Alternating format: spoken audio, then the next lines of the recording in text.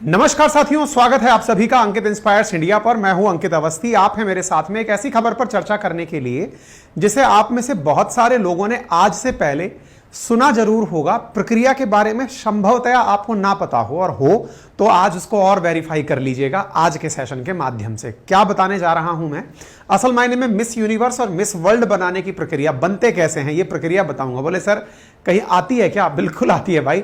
India के अंदर बहुत से एग्जाम्स ऐसे हैं जिसके अंदर तो वनडे एग्जाम के अंदर ये पूछा जाता है कि बताइए इस बार की मिस यूनिवर्स कौन है, बताइए इस लास्ट सबसे पहली मिस वर्ल्ड कौन है।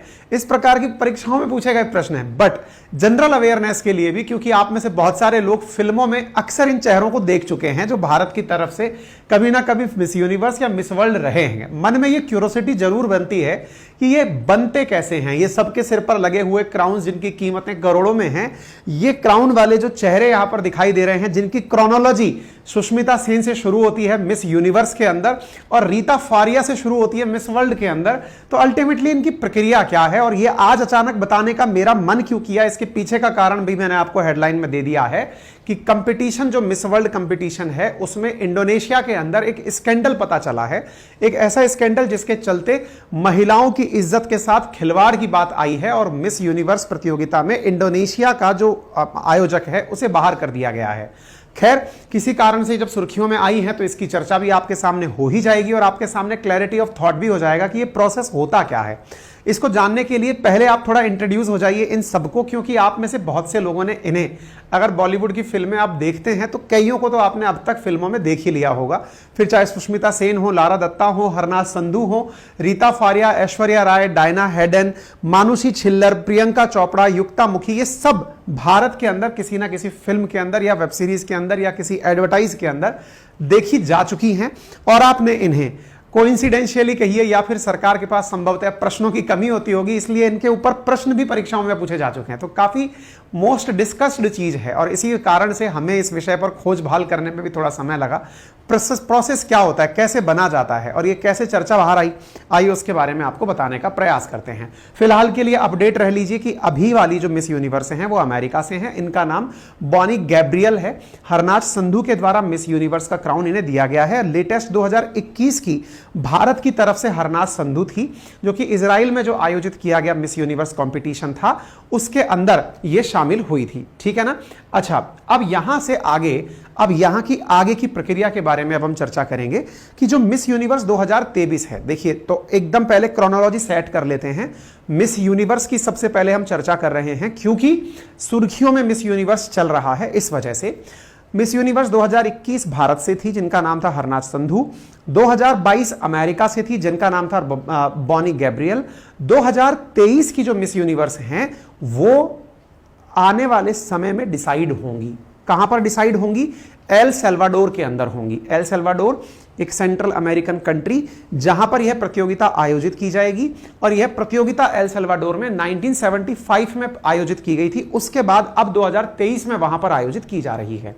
अच्छा, इसे देखकर और इससे पहले ये वाली क्रोनोलॉजी देखकर आपके दिमाग में एक चीज तो आ गई होगी, कभी फिलीपींस में प्रतियोगिता आयोजित की जा रही है, कभी साइप्रस में की जा रही है, कभी इजराइल में की जा रही है, कभी अमेरिका में की जा रही है, कभी सेंट्रल अमेरिकन कंट्री में की जा रही है। इसका मतलब अलग अलग देशों में यह प्रतियोगिता आयोजित की जाती है। अच्छा, बाय द वे होता क्या है इस प्रतियोगिता में, तभी आप इस खबर को पढ़ पाएंगे और इस प्रतियोगिता के लिए इस खबर को समझ पाएंगे। जैसे आप ना अभी ये वाली न्यूज देख रहे हैं कि एल सल्वाडोर के अंदर यह प्रतियोगिता होगी, तो जब हम मतलब सर्च करने बैठे, इंटरनेट पर जानकारी जुटाने बैठे, तो हमें यह जानकारी प्राप्त हुई कि इसको आयोजित कराने वाली एक संस्था होती है। अभी उसके बारे में सारी डिटेल देंगे, कौन सी संस्था आयोजित कराती है, क्या कंडीशंस हैं, कैसे बना जाता है, पूरी प्रक्रिया भी बताएंगे। लेकिन उससे पहले थोड़ा सा बेसिक नॉलेज ये जान लीजिए कि एल सल्वाडोर में जब ये प्रतियोगिता होगी तो ये कोशिश की जाती है कि पूरी दुनिया भर से जो टॉप सुंदरियां हैं उनको ले जाकर यहां पर प्रेजेंट करने के लिए भेजा जाए। दुनिया भर से टॉप सुंदरियों का चयन कैसे होता है, इसके अलग अलग पैमाने हैं। दुनिया भर में हालांकि 4 बड़ी सुंदरी डिसाइड करने वाली प्रतियोगिताएं हैं। इनमें से एक मिस यूनिवर्स है, एक मिस वर्ल्ड है, एक मिस इंटरनेशनल है और एक मिस अर्थ है। इनमें से 2 का जिक्र अक्सर आपने सुना है, मिस यूनिवर्स का और मिस वर्ल्ड का। मिस यूनिवर्स हो या मिस वर्ल्ड हो, इसकी प्रक्रिया किसी एक संस्था द्वारा आयोजित कराई जाती है।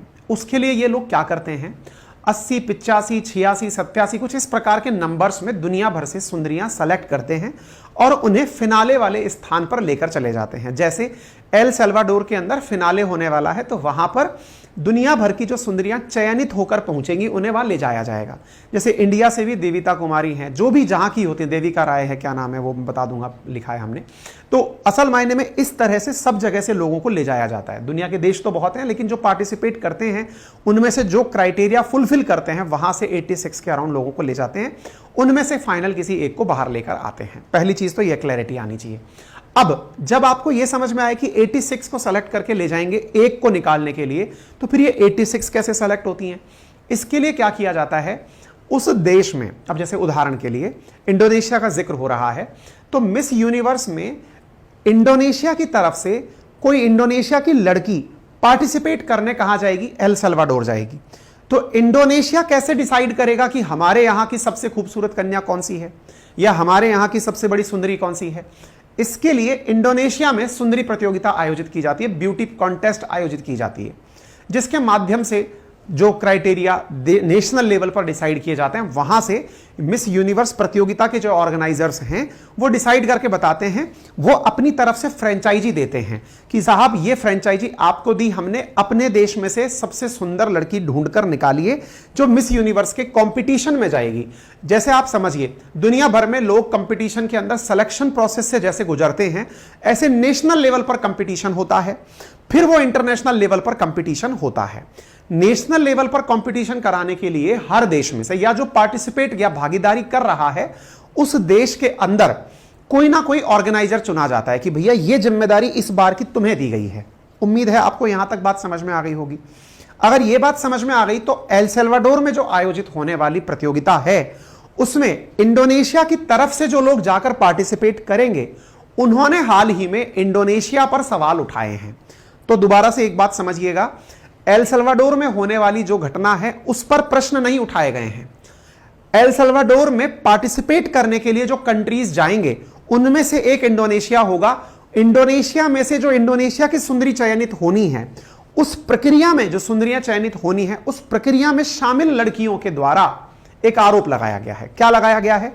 कि उनकी बॉडी को चेक किया गया था मिस यूनिवर्स इंडोनेशिया के अंदर। इसको बोला क्या जाता है? उस देश के नाम से संबोधित किया जाता है, miss Universe Indonesia, miss universe India, miss universe Malaysia, इस प्रकार से। ठीक है, इसके साथ साथ इंडोनेशिया के अंदर अब बहुत जबरदस्त तरीके से बवाल खड़ा हो गया है। देखिए, इंडोनेशिया दुनिया की चौथी सबसे ज्यादा आबादी रखने वाला देश है, मुस्लिम मेजॉरिटी देश है, सबसे ज्यादा मुस्लिम जिस देश में रहते हैं वो है, और यहां के कई मुस्लिम संगठन पहले भी इस प्रकार की ब्यूटी कॉन्टेस्ट के आयोजन का विरोध कर चुके हैं। तो ऐसी स्थिति में जब महिलाओं के द्वारा बॉडी चेक का आरोप लगाया गया, यहां पर यह कहा गया कि account of body check at Miss Universe Indonesia shock the nation as contestant speak out. Miss Universe Indonesia contestant से they were told to strip for body check, यानी उनसे कहा गया था कि आप अपना टॉप उतारकर तस्वीरें खिंचवाएं, टॉप उतारकर अपनी बॉडी का चेकअप करवाएं, ताकि ये चेक किया जा सके कि आपके शरीर पर कहीं कोई निशान तो नहीं है। इस बात के बाहर आने के बाद से मिस यूनिवर्स, जो ओवरऑल मिस यूनिवर्स आयोजित कराने वाली संस्था है, जो अमेरिका बेस्ड संस्था है, उसने इंडोनेशिया वाला जो चैप्टर है, इंडोनेशिया चैप्टर मतलब उसके जो और छोटे छोटे ब्रांच हैं जिसको फ्रेंचाइजी दी हुई है, उससे उन्होंने अपने संबंध तोड़ लिए हैं कि भैया ऐसा तो हम लोग आपसे नहीं कहते कि आप किसी को टॉपलेस करके फिर चेक करें कि उसके शरीर पर कहीं कोई निशान तो नहीं है।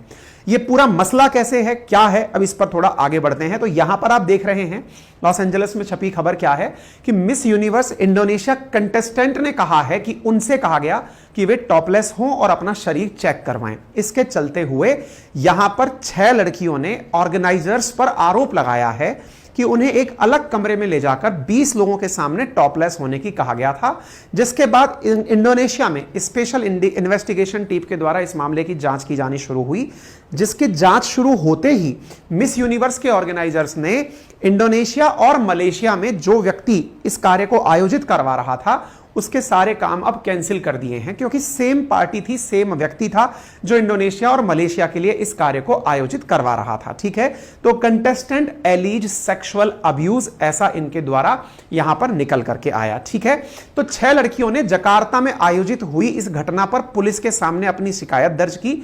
ये जो मतलब इवेंट था, ये 29 जुलाई से लेकर 3 अगस्त के बीच में हाल ही में जकार्ता, जो इंडोनेशिया की राजधानी है, वहां कराया गया था।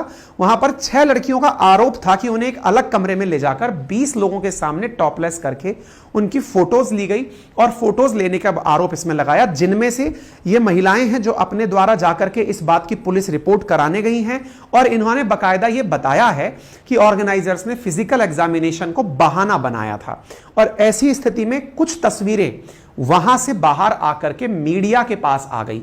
अगर ये मीडिया के पास ना आई होती तो संभवतः ये इतनी बिग ब्रेकिंग भी ना बनी होती। मीडिया के पास आई तो ये घटना फिर वायरल होती चली गई।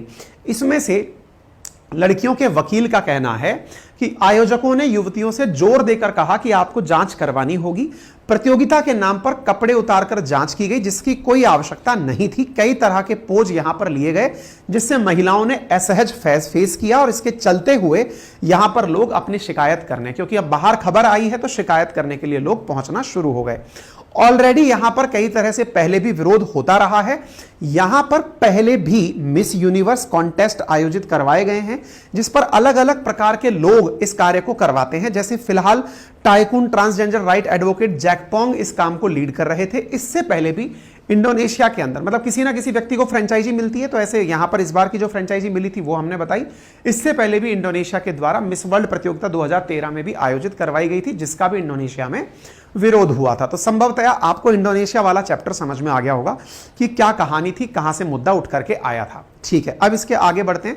आगे रिएक्शन इस बात पर क्या निकला? रिएक्शन इस बात पर यह हुआ कि इंडोनेशिया से मिस यूनिवर्स के आयोजकों ने अपने संबंध तोड़ लिए हैं। ऑर्गेनाइजर्स ने यह कहा है कि हम लोग इस घटना में इंडोनेशिया के लोकल लेवल पर हुए इवेंट में लड़कियों के साथ जो कुछ हुआ वो गलत है। इससे यह साफ हो गया है कि यह फ्रेंचाइजी हमारे उसूलों और कसौटियों पर खरा नहीं उतरी, लिहाजा हम उनसे हर तरह के रिलेशन खत्म कर रहे हैं। यह कहते हुए ऑर्गेनाइजर्स ने इंडोनेशिया में और मलेशिया में जो एक सेम पार्टी थी जो दोनों काम आयोजित कर रही थी, उन्हें यहां से आउट कर दिया है। अब एक पॉइंट यहां पर जानने योग्य है, यह घटना होली, इसकी न्यूज निकलते निकलते अब आई है। आयोजित तो यह पहले अगस्त के शुरुआती दिनों में ही होली थी।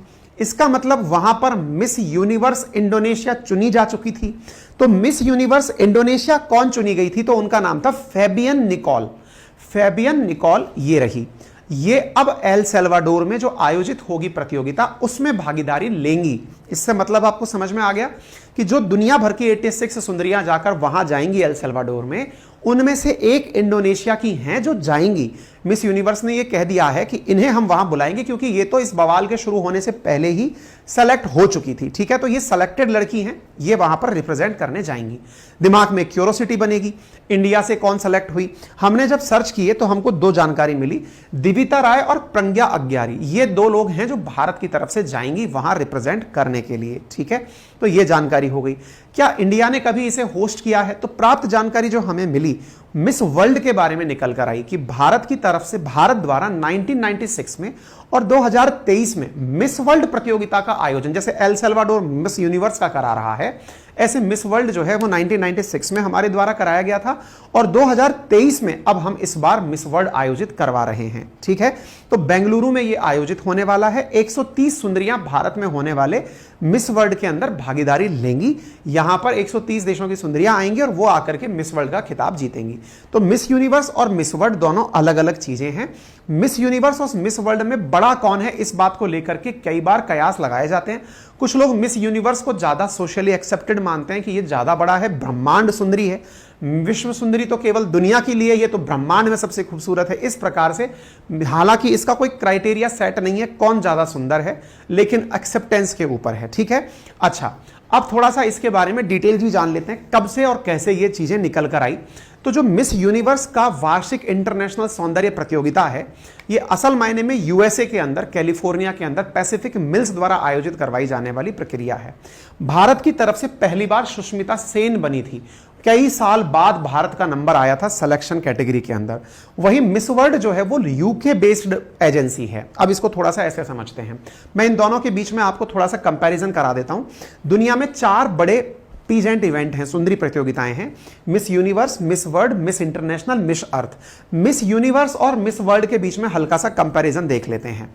मिस यूनिवर्स की शुरुआत जून 1952 में अमेरिका से हुई और इसकी शुरुआत 1951 में यूके से हुई, यूनाइटेड किंगडम से हुई। इसका मुख्यालय यूके लंदन में है, इसका मुख्यालय न्यूयॉर्क शहर के अंदर है। ठीक है, यहां पर मिस यूनिवर्स मानवीय कारणों की वकालत करती हैं और दुनिया में सकारात्मक बदलाव लाती हैं, ऐसा इनका उद्देश्य होता है। ये ब्यूटी विद ए पर्पस के जरिए मानवीय मुद्दों की वकालत करती हैं। असल में इन सबको किसी ना किसी सोशल कॉज से भी जोड़ दिया जाता है, ताकि लोग ये ना कहें कि सुंदरियों का चयन करना औरों को डिस्क्रिमिनेट करना है, इसलिए यहां पर पर्पस भी जोड़ दिया गया है, ब्यूटी विद पर्पस। यानी कि यदि ये बनेंगी तो इनको लोग जानेंगे और फिर ये लोग अपने लेवल से अगर कोई बात बोलेंगे, जैसे आप ऐसे समझिए कि अगर मैं आज आपके सामने कोई बात खड़े होकर बोल रहा हूं तो आपके दिमाग में कुछ प्रश्न मेरे बारे में ऑलरेडी चल रहे होते हैं कि ये है कौन। तो फिर मैं बताता हूं कि भाई साहब मैं गोल्ड मेडलिस्ट हूं, आईआईटी कानपुर एलुमनाई हूं, सिविल सर्वेंट सर्विस क्रैक करके बैठा हुआ हूं। आपको लगता है ठीक है, इसकी बात में संभवतः कुछ वजन होगा क्योंकि इसने थोड़ी बहुत रिसर्च की होगी, मान सकते हैं। एग्जैक्टली ये प्रतियोगिताएं जब आयोजित की जाती हैं तो सोचो दुनिया भर से इतने सारे लेवल क्रॉस करके किसी एक व्यक्ति को आप टॉपर की लिस्ट पर लेकर जा रहे हो। अब अगर वो कुछ भी बात बोलेगा किसी भी पर्पज से, हो सकता है कभी मिस यूनिवर्स ने कहा कि साहब पशुओं के साथ क्रूएलिटी नहीं होनी चाहिए, या पर्यावरण को लेकर उन्होंने कुछ बोला, तो उसका इंपैक्ट सुर्खी बन जाता है। मतलब जैसे नेता कुछ बोलते हैं तो पर्पज बन गया ना, पर्पस नेताजी ने, प्रधानमंत्री ने ऐसा बोला, उस देश के राष्ट्रपति ने ऐसा बोला। आदमी तो जो बोल रहा है वो तो साधारण व्यक्ति भी वैसी बातें बोल रहा है ना। जब कोई ऐसा व्यक्ति बात बोलता है तो उसमें वजन आ जाता है। तो वेट के लिए ये लोग बोलते हैं कि दुनिया में ये सकारात्मक बदलाव लाने के लिए हम इस प्रतियोगिता को आयोजित करवाते हैं। पाउला शुगार्ट जो है वो इस वर्तमान में मिस यूनिवर्स ब्यूटी पेजेंट की अध्यक्ष हैं और जूलिया मार्ले मिस वर्ल्ड सौंदर्य प्रतियोगिता की अध्यक्ष हैं। मिस यूनिवर्स ऑर्गेनाइजेशन द्वारा इसे आयोजित किया जाता है, इसे मिस वर्ल्ड लिमिटेड द्वारा ऑर्गेनाइज किया जाता है। भारत से कौन कौन बना, क्या क्या बना, ये सारा कंटेंट हम आप लोगों को सेशन पूर्ण होने पर हमारे टेलीग्राम चैनल अंकित अवस्थी सर, जिस पर ब्लू टिक लगा हुआ है, और GK by Ankit Awasthi sir, वहां पर दोनों कंटेंट डाल देंगे। आपको जो जानकारी जुटानी हो आप वहां से जाकर के देख लीजिएगा। ठीक है, अब बचे 2 और, मिस इंटरनेशनल और मिस अर्थ। तो मिस इंटरनेशनल टोक्यो द्वारा आयोजित किया जाता है, ठीक है, और मिस अर्थ 2001 से आयोजित किया जा रहा है मिस अर्थ फाउंडेशन, जो कि फिलीपींस में स्थित है। तो अलग अलग देशों द्वारा इस प्रतियोगिता को आयोजित करवाया जाता है। अभी किसकी चर्चा कर रहे थे हम, मिस यूनिवर्स की। अब इसकी थोड़ी सी प्रतियोगिता के अंदर क्या होता है, ऐसा क्या मिल जाता है यदि कोई व्यक्ति मिस यूनिवर्स बन जाता है, तो उसके बारे में जान लीजिए। कहते हैं कि जो यहां पर इनको ताज पहनाया जाता है ना मिस यूनिवर्स बनने पर, उसकी कीमत बहुत होती है। 2 से लेकर 5 करोड़ रुपए के बीच का ताज होता है जो इनको पहनाया जाता है। साथ में एक अच्छा नगद पुरस्कार इनको दिया जाता है, लगभग 10 करोड़ रुपए के आसपास, कहीं 2 करोड़ है, कहीं 5 करोड़ लिखा हुआ है। साथ में जो भी प्रतियोगिता जीतने वाले लोग हैं, इन्हें इंटरनेशनली 1 साल तक मुफ्त हवाई यात्राएं, कि भाई अब तुम मिस यूनिवर्स बन गए हो या फिर मिस वर्ल्ड बन गए हो, तो दुनिया में एक मुद्दे की वकालत करने के लिए तुम दुनिया भर में घूमो, और जब दुनिया भर में जहां भी जाओगे तुम्हारा रहना, खाना, तुम्हारा मेकअप, तुम्हारा आर्टिस्ट सब फ्री में उपलब्ध कराया जाएगा। और तो और 1 साल अमेरिका में रहने के लिए फ्री इनको पूरा अपार्टमेंट दिया जाता है। ठीक है ना, प्रॉपर तरीके से पेशेवर स्टाइलिस्ट दिए जाते हैं, पोषण विशेषज्ञ, न्यूट्रिनिस्ट, कि भाई तुम्हें क्या खाना है, तुम्हारा मेकअप कैसा होगा, तुम्हारे बालों में क्या लगाओगे, जूते क्या पहनोगे, कपड़े क्या पहनोगे, सब चीजें इनको बढ़िया से बढ़िया दी जाती हैं। दुनिया के बेस्ट फोटोग्राफर्स, डिजाइनर्स, अन्य लोगों के साथ काम करने का मौका, मेकअप कलाकारों की पूरी टीम, और साथ साथ जो भी, जैसे मिस वर्ल्ड बना तो मिस वर्ल्ड ऑर्गेनाइजेशन का वो एम्बेसडर बनकर साल भर घूमेगा, या फिर कोई मतलब अगर मिस यूनिवर्स बना तो वो उसका एम्बेसडर बनकर साल भर घूमेगा। तो इस प्रकार से इन लोगों को पूरी साल भर तक सुर्खियों में रखने की जिम्मेदारी ये लोग लेकर चलते हैं, और फिर फाइनली इतना सुर्खियों में रह लेते हैं कि फिर फिल्मों में आने में इन्हें देरी नहीं होती, तो फिर इनका कैरियर बाद में सेट हो लेता है, एक प्रकार से ये समझिए। अब आपके मन में एक प्रश्न बना होगा, साहब इसकी प्रक्रिया होती क्या है। असल मायने में दुनिया भर से जो सेलेक्ट होती हैं लड़कियां, उनके लिए कुछ प्रोसेसेस फिक्स हैं। जैसे मिस यूनिवर्स के लिए क्राइटेरिया है, 18 साल से 27 साल की उम्र। अच्छा, इसमें 18 साल वाला क्राइटेरिया अमेरिका वालों के लिए है, दुनिया में 17 साल का क्राइटेरिया भी है। 17 से 27 साल की तो एज कैटेगरी होनी चाहिए, नंबर 1। दूसरा, उनकी शादी ना हो रखी हो। नंबर दूसरा, वो प्रेग्नेंट ना हो और वो किसी बच्चे की मां ना हो। ये 3 क्राइटेरिया तो शुरुआत में है। इसके बाद 3 प्रकार के इनके इंटरव्यूज होते हैं। उनमें से एक इंटरव्यू है इवनिंग गाउन प्रतियोगिता, जिसमें इन्हें इवनिंग गाउन पहन करके अपने जनता के सामने रैंप वॉक करना होता है, लोगों के सामने, जजेस के सामने। दूसरा होता है स्विम सूट, यानी स्विमिंग के लिए जो कॉस्ट्यूम्स होते हैं वो पहन करके इनको वॉक करना होता है। इसके साथ साथ व्यक्तिगत इंटरव्यू, और ये जो व्यक्तित्व का इंटरव्यू है, पर्सनल इंटरव्यू, इसमें बड़ी इंटेलिजेंस ही तलाशी जाती है। जब कहते हैं कि सुष्मिता सेन पहली बार जब मिस वर्ल्ड, मिस यूनिवर्स बनी थी, तब उनसे सवाल पूछा गया था कि इस दुनिया में यदि आपको कोई ऐसी घटना रिवर्स करने का कहा जाए कि इस घटना को बदल दो, तो क्या बदलना चाहोगी इतिहास में? तो उन्होंने कहा इंदिरा गांधी की हत्या, इसको मैं बदलना चाहूंगी कि ये ना हुई होती तो बहुत अच्छा होता, है ना। इस आधार पर जितने भी लोग वहां बैठे थे, ज्यूरी ने इनको एडमायर किया और उनका फाइनल सिलेक्शन हो गया, क्योंकि वहां सब सेलेक्टेड कैंडिडेट ही पहुंचते हैं। फिर उनका फाइनल राउंड जो इंटरव्यू चलता है, 6 लोगों में से किसी एक को चुनना होता है, उनमें से फिर प्रश्न आंसर के आधार पर, और तो और यहां पर जो क्वेश्चन आंसर चल रहा होता है उसमें जो ज्यूरी बैठी होती है, यानी कि जो निर्णायक है, यहां पर कॉन्टेस्टेंट से कहा जाता है कि आप अपने लेवल पर चूज कर लो कि आप किस ज्यूरी मेंबर के सामने इंटरव्यू देना चाहते हो, सबके लिए। तो दुनिया बैठकर सुन रही होती है और वहां पर ज्यूरी का मेंबर भी आप सेलेक्ट कर सकते हो कि मैं इनको अपना इंटरव्यू देना चाहती हूं, और ऐसी स्थिति में वो अपने क्वेश्चन पूछेंगे, आंसर दिया जाएगा और उस आधार पर उस व्यक्ति का सिलेक्शन किया जाता है, ठीक है ना।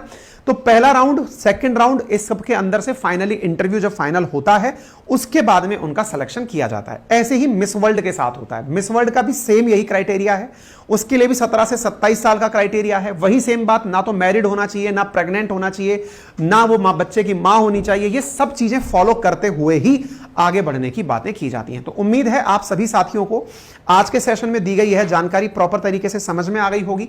बाकी आपको अगर ये जानकारी पसंद आई हो तो इसे अपने सभी साथियों के साथ साझा करिएगा, क्योंकि अक्सर हम सब लोग इस बारे में चर्चा तो करते हैं लेकिन जान नहीं पाते कि ये प्रोसेस होता क्या है, कैसे होता है। हमारी टीम ने ये पूरा खबर जुटाने का प्रयास किया है। इसके लिए आज के लिए केवल इतना ही। बाकी सेशन को लाइक एंड शेयर करना बिल्कुल ना भूलें। आपके लिए हमारे पिटारे में क्या है तो वो जरूर जान लीजिए। अपनी पाठशाला लेकर आया है आप लोगों के लिए हैंड रिटन नोट्स की एक विस्तृत श्रृंखला, जिसमें राजस्थान प्रशासनिक परीक्षा हिंदी और इंग्लिश माध्यम के नोट्स, प्रीलिम्स और मेंस कंप्लीट फाउंडेशन के उपलब्ध हैं, जिसमें Hindi, English, mathematics, reasoning, ethics, yoga, history, geography, polity, IR, तमाम 19 किताबें आपके लिए हैंड रिटन तैयार की गई हैं। दोनों माध्यम में तैयार की गई हैं। करना क्या होगा, अपनी पाठशाला एप्लीकेशन इंस्टॉल करिए। Google play store, Apple store पर यह उपलब्ध है। वहां पर हैंड रिटन नोट्स कैटेगरी में आप जाइए, जाकर अपने लिए ऑर्डर प्लेस कर दीजिए। मात्र 4500 रुपए में आपके पास 7200 पेजेस घर पर डिलीवर करवाए जा रहे हैं हस्तलिखित नोट्स के। दूसरी इंपॉर्टेंट बात, आरएस के अतिरिक्त भी यदि आप किसी अन्य एग्जामिनेशन की तैयारी कर रहे हैं या एसएससी की तैयारी, यूपीएससी की तैयारी कर रहे हैं, फाउंडेशन लेवल पर यदि आप चाहते हैं हिस्ट्री, ज्योग्राफी, पॉलिटी, इकोनॉमी के हैंड रिटन नोट्स आपके घर तक पहुंचाए जाएं, तो भी आप हमारे एप्लीकेशन पर मात्र 1999 में इन चारों किताबों को प्राप्त कर सकते हैं। कुछ विद्यार्थियों ने पहले से ही ज्योग्राफी के नोट्स ऑर्डर किए हुए हैं। यदि आप उसके अलावा भी अपने नोट्स चाहते हैं, 3 किताबों का सेट चाहते हैं, तो भी आपके पास तीनों सब्जेक्ट, ज्योग्राफी हटा के पॉलिटी, इकोनॉमी और हिस्ट्री, आप अपने घर पर मात्र 1500 रुपए में ऑर्डर प्लेस कर सकते हैं। नियत समय में घर तक डिलीवर कर दिया जाएगा। अधिक जानकारी के लिए दिए गए नंबर पर आप हमें सुबह 10 बजे से लेकर शाम 6 बजे तक कॉल कर सकते हैं। और हाँ, इनसे अलग यदि आप कंप्लीट फाउंडेशन नोट्स हमारे साथ ऑफिस से पिक करना चाहते हैं तो ऑफिस का एड्रेस भी हमने आपके सामने फ्लैश कर दिया है। यहां पर भी आप सोमवार से लेकर शनिवार तक सुबह 10 से लेकर शाम 6 बजे के बीच में अपने नोट्स पिक कर सकते हैं। Thank you.